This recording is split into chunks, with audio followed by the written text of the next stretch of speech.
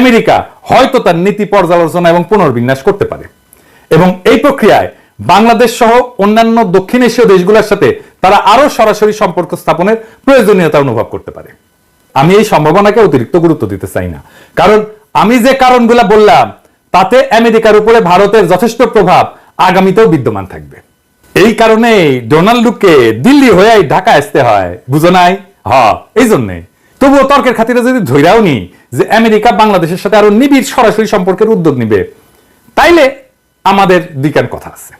কি কথা?